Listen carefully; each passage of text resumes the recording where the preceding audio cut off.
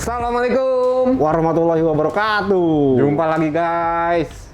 Kali ini kita ngomongin tentang fenomenal Il Phenomenon, nah, The Last Dance of Valentino Rossi. Grazie Vale. Grazie Vale. Ya, terima kasih Vale. Oh iya, teman-teman juga jangan lupa tetap jaga protokol kesehatan 5M. 5M pokoknya. Jangan 100M. Kalau itu angka yang dikeluarkan oleh Pertamina untuk branding nama sirkuit Mandalika. Wih, 100M. 100 miliar. 100 miliar bisa bikin tim MotoGP itu padahal injir. Wow. Nah Bang, Ya, The Last Dance. The Last Dance. Aduh, Bang Joni katanya mau nangis ya. Aduh, ya sama sih Bang. Ya, Ya sedih. kita sebagai orang yang hidup di zamannya, hidup di Iya. zaman, Di di eranya. era Valentino Rossi mulai meletek sampai dia bikin kehebohan, sampai ya bener kata Valentino Rossi bahwa awalnya dia menjadikan kiprahnya di balapan dunia ini ya sebagai untuk membawa nama Italia, tapi ternyata segala kehebohannya, segala gayanya malah menjadikan MotoGP ini disukai di jagat dunia, termasuk ya mengilhami saya juga gitu loh. Karena ya kita seumuran nih Bang ibaratnya. Betul. Lahir ya di tahun yang tidak jauh berbeda. 70-an lah istilahnya. Abang 70 ya? 70. Oh, saya 90.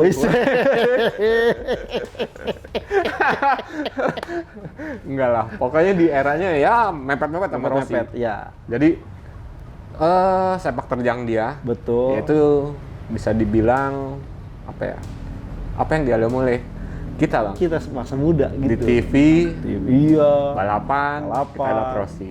Zaman dulu mana ada Iya. TV kabel. TV kabel. Yang khusus iya. nyarin tentang- Nyarin balap motor tuh susah dulu. Zaman dulu ya ada lah stasiun TV ya Bang. Iya, cuma kan Iya. nggak semua kelas. Nah, cuma MotoGP aja. Iya. Bukan MotoGP tapi GP 500. 500. Dari zamannya Wayne Rainey, Randy, Kevin Swan, Duhan. Duhan. Akhirnya ke zamannya Valentino Rossi. Jadi Nah, Bang, ya, ini tadi seperti kita bicara ya tadi Betul. sebelumnya bahwa memang kayaknya agak sulit ya untuk Valentino Rossi menggapai podium ke 200-nya. ke 200. Seolah-olah semua itu berarti di endingnya angka 9. Angka 9. Podium 199. 99, menang 89. 89. Gelar juara dunia 9. Jadi apa ya Bang? Ya seolah-olah 9 ini menjadi angka terakhir untuk pencapaian Valentino Rossi.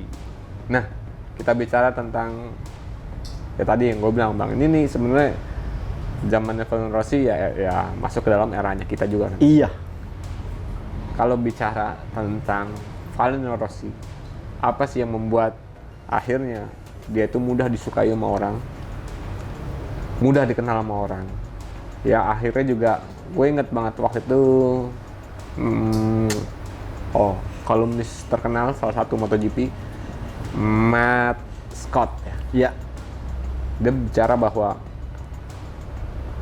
Valentino Rossi adalah orang yang lebih besar dari olahraga yang dibesarkan oleh dia. Betul. Itu gue inget banget, artikel itu muncul di tahun 2015 ketika ya perjuangan Rossi untuk mencapai gelar ke-10. Betul. Tapi terhenti oleh insiden Sepang Clash.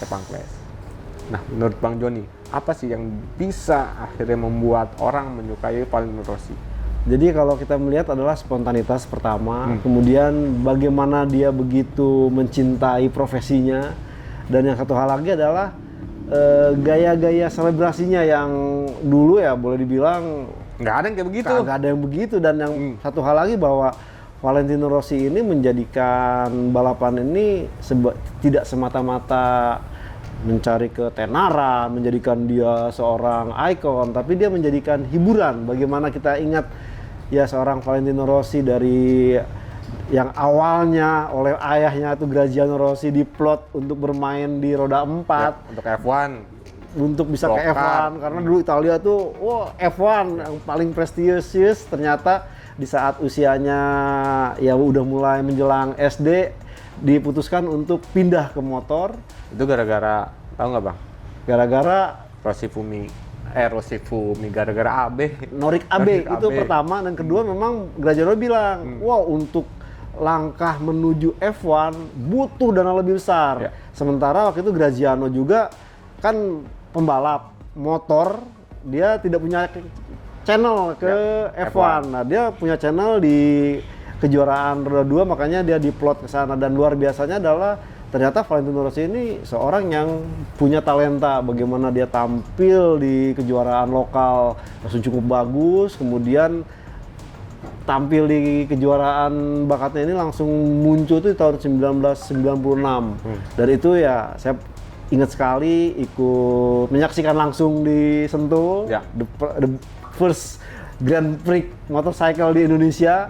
Ya ini agak unik di saat melihat penampilan Valentino Rossi ini, orang bule tapi gayanya Seruntulan. Iya, seruntulan dan malah lebih mirip pembalap-pembalap Jepang karena pada saat itu kan di kelas Memang mainnya lebih banyak dengan Jepang kan betul Rossi. itu, dan ini yang akhirnya membuat Rossi ya membumi karena dia dekat dengan pembalap-pembalap Jepang yang ya kita tahu banyak eventnya juga. Ini yang akhirnya Rossi lebih dekat di kalangan ya penggemar di Asia.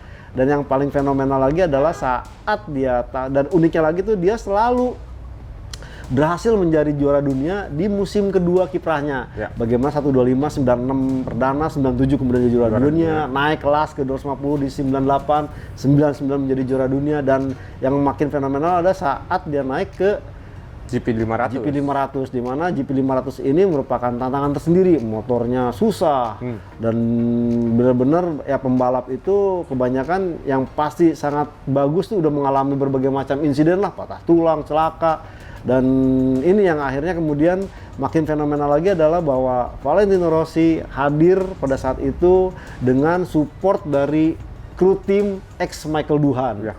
Dan kemudian dia orang sempat menyaksikan karena ya 2,5-nya dia tuh menggunakan Aprilia, langsung naik ke motor yang motor cukup ganas lah, bahkan dibilangnya ini binatang liar, tapi Valentino Rossi menunjukkan bisa adaptif dan di tahun 2001 menjadi juara dunia. Dan makin fenomenalnya lagi adalah Valentino Rossi menjadi juara dunia terakhir di era GP 500 2 tak. dan juga menjadi orang yang pertama ya bang Betul. untuk menjadi juara dunia di di era Batak. MotoGP 4 tak, dan itu pun bukan tidak serta-merta mudah karena di MotoGP 4 tak ini harus bisa mengubah karakter, dan Valentino Rossi langsung beradaptasi dengan ya bayangkan pada saat itu awal pertama kali MotoGP era 4 tak dikenalkan menggunakan mesin 990 cc V5, Ya.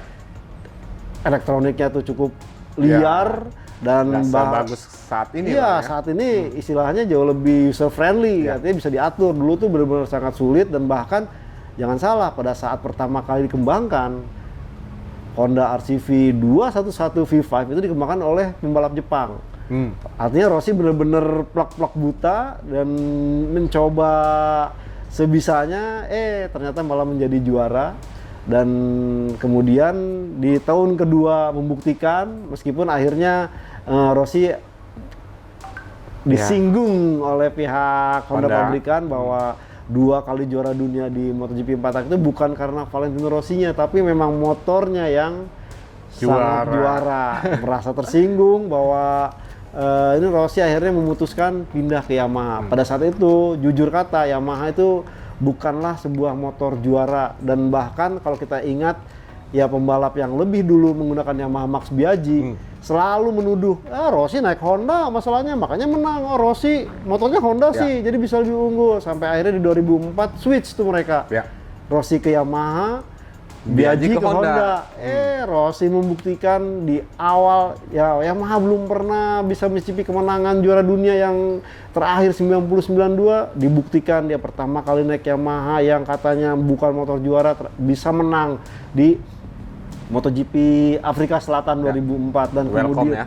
welcome ya, kemudian mereka menang dan sampai akhirnya meraih kemenangan pertama Yamaha di saat Valentino Rossi melakoni debutnya sebagai pembalap Yamaha. Itu sebabnya itu di 2004 paling berkesan juga bagaimana dia mengusung kaos dengan tulisan K Spectaculo. Ya. Artinya wah benar-benar luar biasa karena orang-orang sudah meremehkan Valentino Rossi bahwa wah salah besar nih Valentino Rossi pindah dari Honda ke Yamaha yang ya faktanya setelah memberikan dia 2 gelar juara dunia.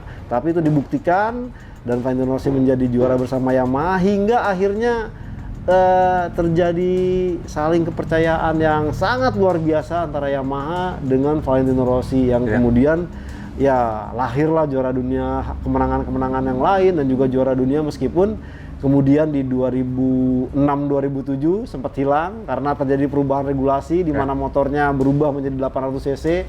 Rossi lagi-lagi kesulitan dan faktanya sebenarnya Rossi tetap menginginkan karakter motor yang sebelumnya di 800 cc, ternyata Yamaha juga tidak bisa memberikan sehingga gagal. Baru kemudian di 2008 itu pun cukup ekstrim, Valentino Rossi meminta untuk mengganti pemasok ban dari Michelin ke Bridgestone sampai akhirnya kembali juara di 2008-2009. Dan yang paling berkesan adalah 2009 karena bertepatan dengan usia 30 Valentino Rossi. Nah, banyak orang bilang bahwa usia 30 itu udah mulai titik menurunnya performa seorang pembalap MotoGP, tapi Valentino Rossi membuktikan bahwa umur bukan masalah dan bahkan dalam sebuah pamfletnya itu MotoGP mengatakan old but gold, artinya boleh tua tapi tetap performanya emas. Dan sampai kemudian memang agak sedikit kulminasi ke bawah itu di 2010 dia mengalami cedera, mencoba untuk mempertahankan juara dunia, cedera di Mugello, patah tibia sampai akhirnya dia harus melupakan gelar juara dunia. Dan di situ nih udah mulai ada sedikit ya istilahnya apa ya, ketidakpercayaan terhadap Valentino Rossi karena pada saat itu Lorenzo yang jauh lebih sebagai rekan timnya yang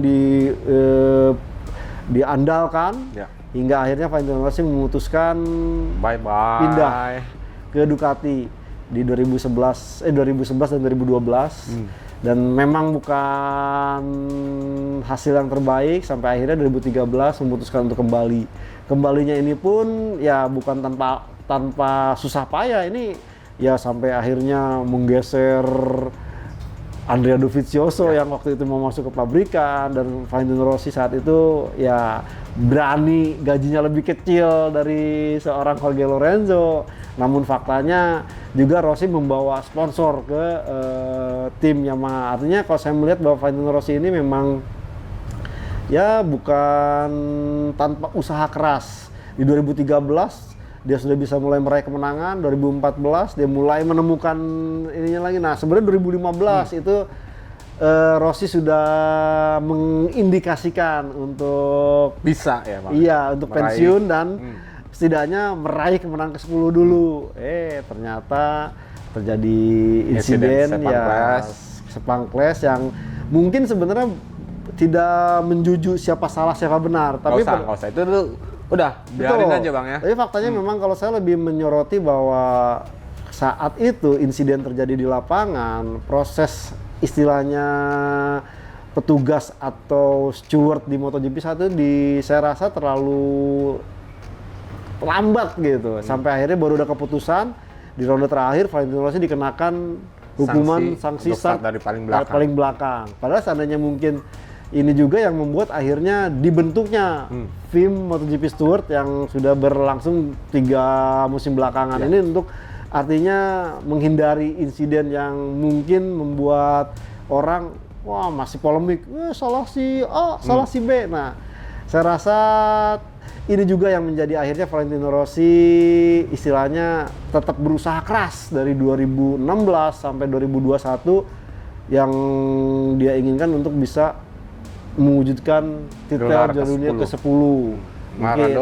Maradona, ya itu dia pakai Maradona di Argentina kan. Iya, karena itu ketika dia pakai Maradona, dia ya bagi gue juga nih Bang, bagi gue bisa. Yang nonton saat itu, wah ini sih kejadian nih. Maradona, artinya pencapaian gelar ke-10 untuk Valentino Rossi bisa terwujud. Karena kita tahu, bicara performa, udah terus nih Bang. Terus meningkat. Terus. Ya memang di paruh musim kedua agak sedikit menurun, tapi iya, seolah-olah tetap konsisten. Iya, meraih poin finish. Nah, ini memang ya kemudian ya dari duel pun dengan Jorge Lorenzo sebenarnya masih selisih berapa akhirnya? Iya, akhirnya kan selisih 5 apa 2? 5 ya? 5 poin. Karena dia gagal finish ketiga. Kalau finish ketiga aja itu unggul menang Valentino Rossi. Tapi memang di sini juga kita mendapatkan istilahnya pencerahan bahwa Valentino Rossi ini seorang pembalap yang sebenarnya fair. Di saat dia memang tidak dalam posisi untuk memperebutkan juara dunia, dia tidak ikut istilahnya cawe-cawe atau mempengaruhi si title contender. Mereka membiarkan. Nah, ini yang setidaknya membuat istilahnya kenapa dia menjadi seorang idola buat anak-anak, buat orang seumuran dan juga buat pembalap lain. Dan bahkan Valentino Rossi itu bukan tanpa istilahnya mudah untuk memutuskan pensiun, karena setiap kali dia tampil ke MotoGP, Valentino Rossi katanya, jangan pensiun, wah gue selalu dukung lu. Ditanya sama Valentino Rossi, emang Tuhan siapa lu sama gua? Kata Valentino Rossi. Wah, Tuhan lu lah. Lah lo kok bisa lo ngomong kayak begitu? Artinya ya kehadiran Valentino Rossi ini pun menembus ya berbagai macam generasi, dan bahkan kalau memang kita tanya, ada nih anak umur 5 tahun pada saat ditanya siapa pembalap MotoGP 2 kamu? Valentino Rossi. Valentino Rossi itu sampai bingung. Buset, anak sekecil ini udah bisa nyebutin bahwa idolanya itu seorang Valentino Rossi yang usianya ya udah 40 tahun lebih. Ini memang ya pelajaran juga bahwa setidaknya sulit untuk menjadi seorang ikon layaknya Valentino Rossi. Ya Valentino Rossi adalah Valentino Rossi, tidak akan mungkin ada yang menggantikan. Nggak bisa Bang. Tidak akan ada. Ini udah ciri khas masing-masing. Dan keunikan ini yang tentunya akan membuat Valentino Rossi tetap dikenang di jagat MotoGP. Oke. Bahkan kemarin Bang, setelah race Valencia kan diadain seremoni ya? Awarding ceremony. MotoGP Award. Nah, tampil dong. Iya. Fabio Quartararo, juara juga semuanya tuh biasanya juara dunia lah semuanya. Dan ketika Fabio Quartararo usai memasangkan pin di tower, iya, bahwa dia adalah juara dunia MotoGP 2021, betul. Dia bilang dia sangat berterima kasih kepada Valentino Rossi. Itu komentar pertama dia, bahwa saya berterima kasih kepada Valentino Rossi karena berkat dia saya berada di sini. Betul. Bukan apa-apa guys. Tadi yang Bang Joni bilang, umur 5 tahun aja udah bisa menyebut Valentino Rossi. Iya. Quartararo bisa menjadi seperti itu karena dia juga salah satunya ya mengidolakan Valentino Rossi. Jadi dia kelahiran 20 April 1999. Valentino Rossi merebut juara dunia ke-9, dia baru 10 tahun.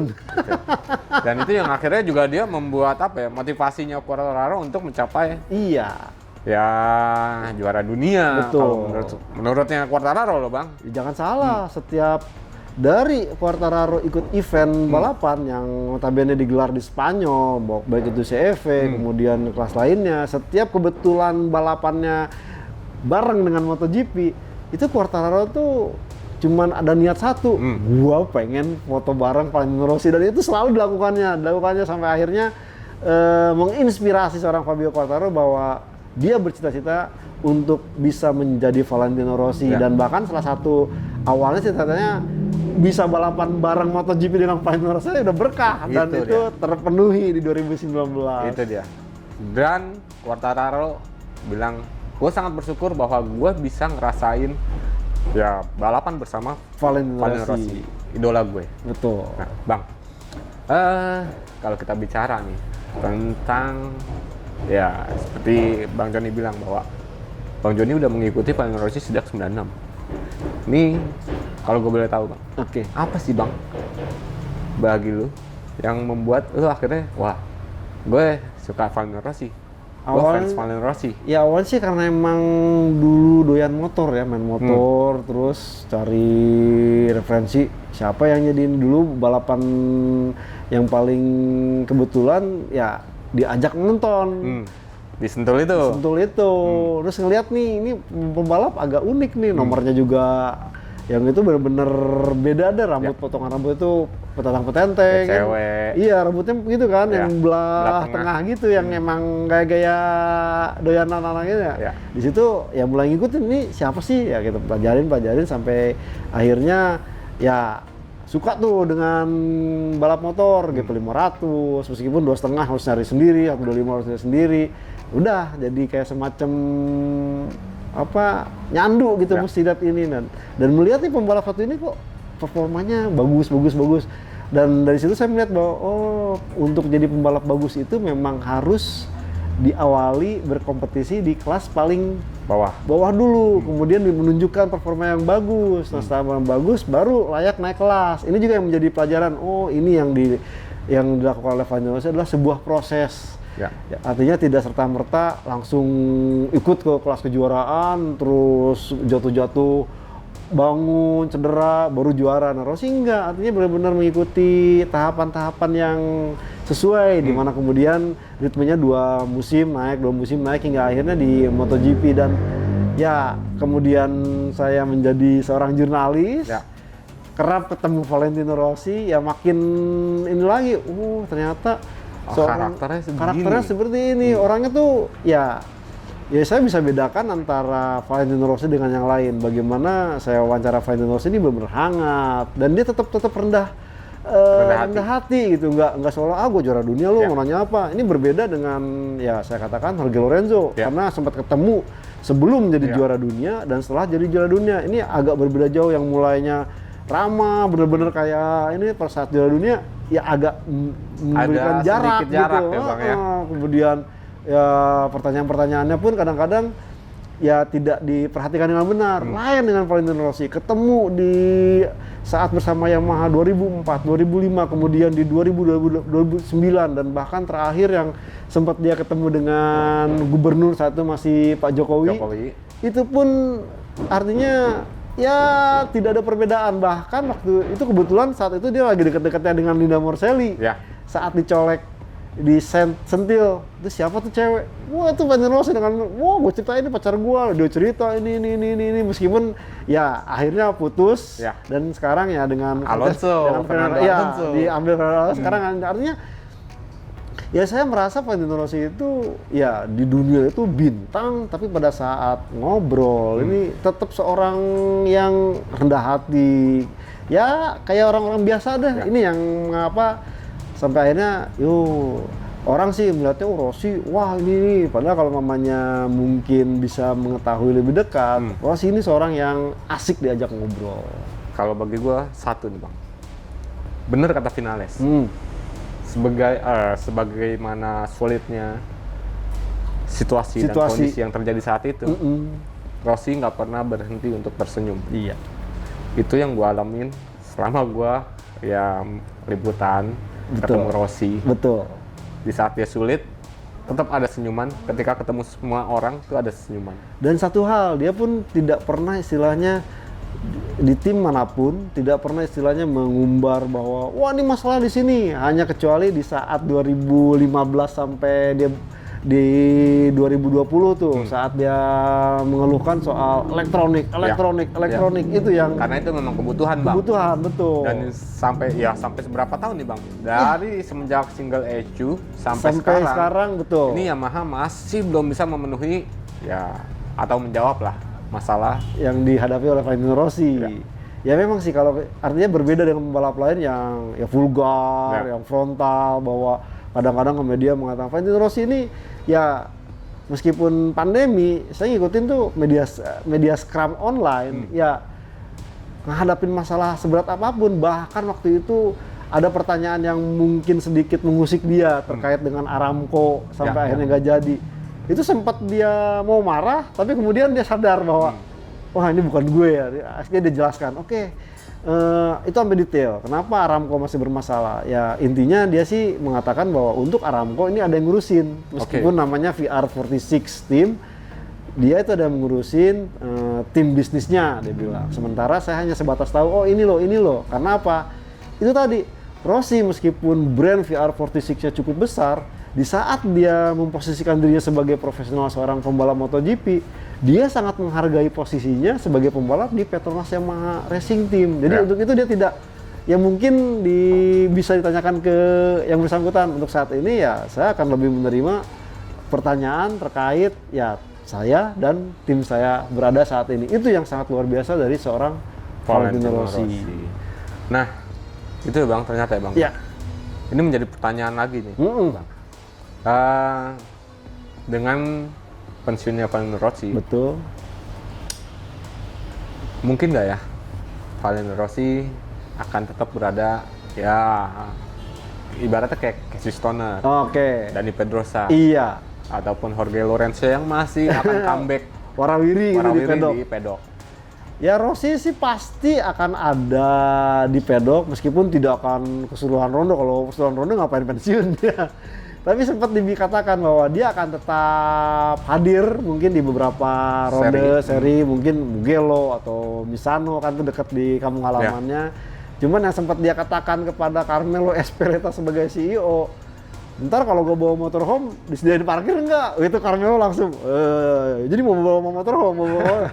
Cuman ya terlepas dari itu semua, Valentino Rossi tetap akan ada di MotoGP, entah mungkin sebagai tamu ataupun sebagai mungkin juga mentor terhadap anak didiknya, karena kita tahu bahwa saat musim depan itu anak-anak didiknya udah berada di MotoGP. Kita sebut Pecco Bagnaia, Francesco Morbidelli, ada adanya Luca Marini, kemudian ada Bezzecchi, dan tidak hanya itu, Rossi juga kan sekarang urusan ininya kan bisnis di MotoGP kan cukup besar. Bagaimana dia bisnis aparel, kemudian juga itu franchise team, karena tahun depan sendiri Yamaha sudah menentukan akan memulai kelas pembibitan di Moto2 dengan nama Yamaha VR46 Master Camp, di mana di situ akan ada Yamaha pabrikan, kemudian juga pembalapnya memang dari info sih lebih banyak saham dari Yamaha Thailand. Itu sebabnya ada pembalap Thailand Kenut Kubo yang akan menjadi line up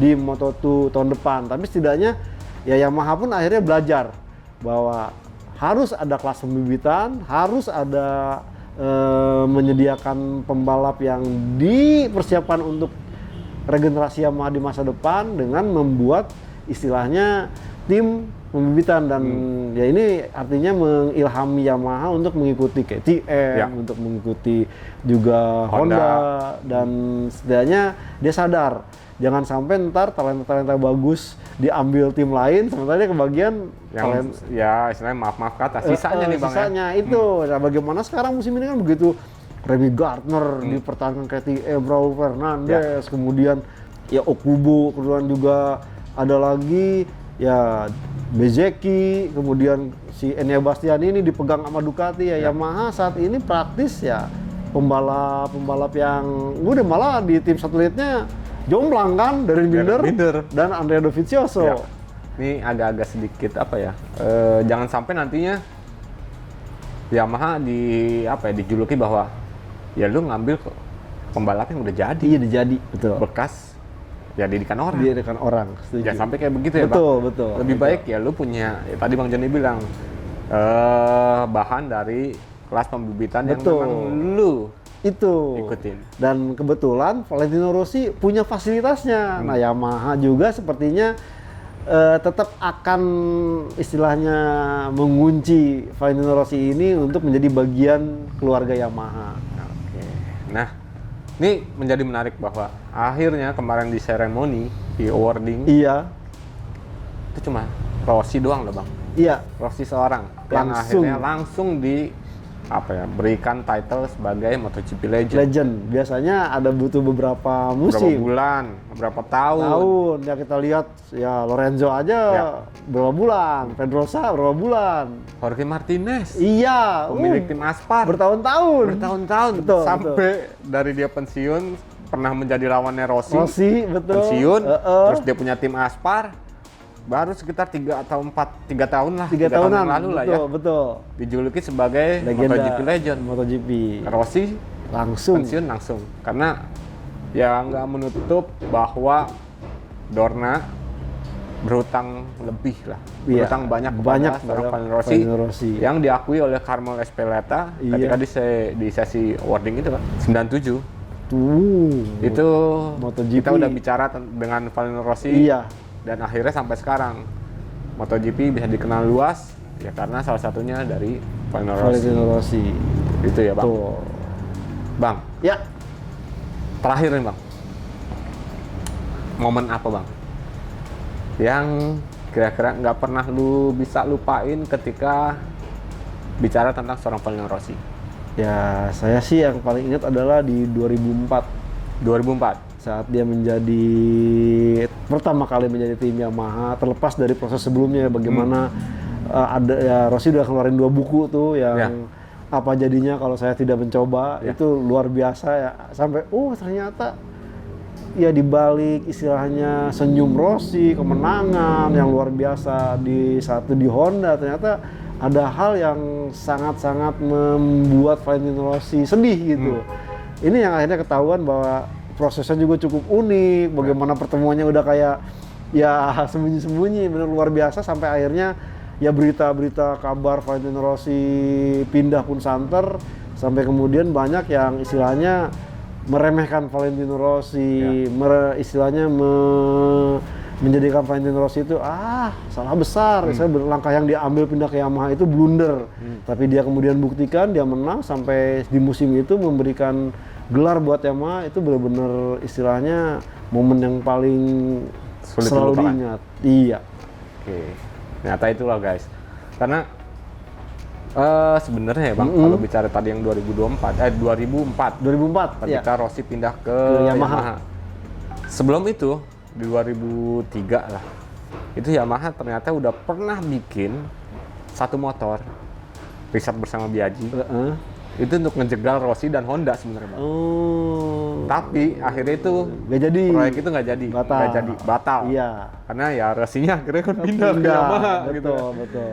Itu ada tuh nanti kita tampilin Bang. Gambar anatomikalnya nanti kita tampilin di situ. Dan akhirnya ya itu tadi Bang. Rossi pindah ke Yamaha dan ya sampai sekarang finish bersama Yamaha. Dan Finish yang dalam paling- artian mengakhiri karirnya bersama Betul, dan paling epic kemudian setelah dia bergabung dengan Yamaha, kan banyak produk-produk yang Yamaha Indonesia menghadirkan Valentino Rossi makin dicintai. Itu sampai ingat ya motor Valentino Rossi kan ZR M1 yang dipasarkan di sini apalah, tapi kalau mamanya, wih naik motor siapa tuh? Motor Rossi. Wes. Itu yang paling terkenang gitu. Susah ya kalau dia jadi brand ambassador ya. Itu. Jadi seperti itu ya. Betul, motor Rossi. Ya, dan iklannya tuh yang sampai cembang-camping Iya, gitu. sama Komeng. Sama Komeng. itu yang misalnya fenomenal sih sebenarnya. Fenomenal. Itu yang menjadi Valentino Rossi juga banyak penggemarnya di Di Indonesia. Nah, terakhir nih Bang, Siap. sebelum kita tutup tentang seorang Valentino Rossi. Tahun depan, MotoGP Indonesia akan datang ke sirkuit Mandalika. Mandalika di bulan Maret ya? Bulan Maret rencananya. Iya. Tapi kan sebelum itu juga ada juga sesi pengetesan kan. Betul. Dari Qatar langsung ke Mandalika. bukan Qatar, sorry. Sepang Sepang ke Mandalika. Sepang ke Mandalika. Iya. Setelah itu baru Persiapan ke untuk lagi. Qatar untuk persiapan Seri pertama. untuk pertama Dan seri kedua di Mandalika. Indonesia. Pertanyaan gue, Rossi akan datang nggak ya? Sebenarnya itu yang coba saya ingin tanyakan kemarin Media ke Scrum ya? Media Scrum, cuman kagak kebagian jatah. Cuma kalau kita melihat ya mungkin belum ya. Karena ya satu saat ini kan dia juga lagi jadi bapak siaga, Iya. siap antar jaga buat Francesca Sofia Novello karena ya udah mulai besar. Kemarin nangis tuh Bang. Iya. Mewek. Ya, Apa nangis. Rossi diledekin lagi? Lu kenapa Bener. nangis? Enggak, dia nangis karena ya kenapa Rossi kenal sama gua kan jadi sekarang punya baby jadi berhenti. Telatnya kenal lagi kan? Iya. Telatnya kenalnya telat. Katanya telat. Nah, jadi untuk di Belum nih saya Maret rasa. besok nih belum nih ya? Belum, karena satu itu, kedua Rossi juga sempat mengatakan dia mau bawa motorhome. Masa iya bawa motorhome Mandalika pakai pesawat terbang? Ya. Agak susah lah. Tapi kalau bagi gue berharap Iya Rossi datang di Mandalika. Karena betul. kenapa? Ini juga bagi apa ya? Bagi MotoGP, bagi Dorna, ini momen untuk nggak apa ya, nggak bisa langsung apa ya, orang move on dari Valentino Rossi, Iya. orang move on dari MotoGP. Iya. Dan juga ini kesempatan buat ya sirkuit Mandalika sendiri nih Bang. Betul. Dengan hadirnya seorang Valentino Rossi. Iya. Ini apa ya?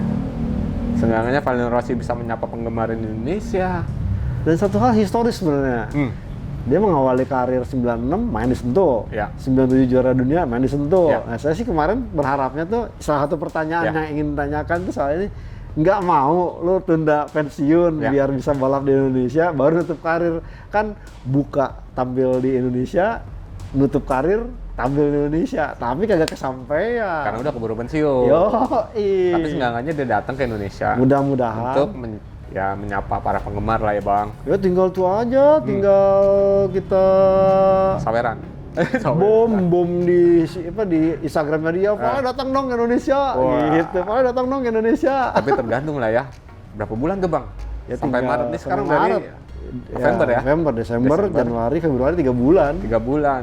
Harusnya bisa lah. Bisa. Langsung Sofia Novello aja kan masih berapa bulan sih kan? Masih 4 bulan ya? udah 4 bulan kemudian udah 6 bulan, udah gede banget lagi. Udah 7 bulanan Udah ya? 7 bulanan. Ya, pokoknya teman-teman berharap lah.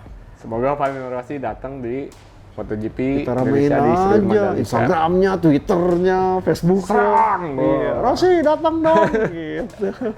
Oke, Oke. itulah The Last Dance dari seorang Valentino Rossi.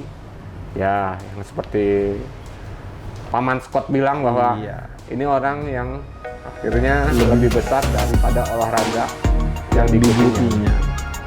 Saya Kabudiansyah dari Otonet ID dan juga gridauto.com pamit. Dan saya Juniono Mulia dari motorplusonline.com, jauh pamit. Grazie Vale. Grazie Vale. Assalamualaikum. Mari berkata.